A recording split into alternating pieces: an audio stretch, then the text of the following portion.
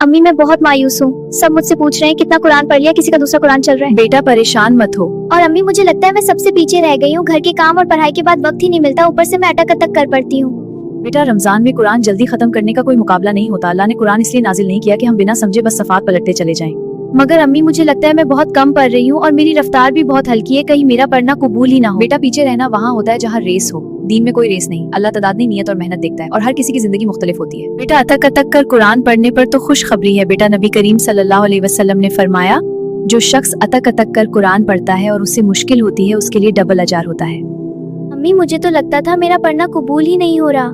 बिल्कुल कबूल हो रहा है बेटा। कुरान हिदायत की किताब है, उसे आराम से ठहर ठहर कर पढ़ना चाहिए। अल्लाह फरमाता है कि कुरान पर गौर और फिक्र करो।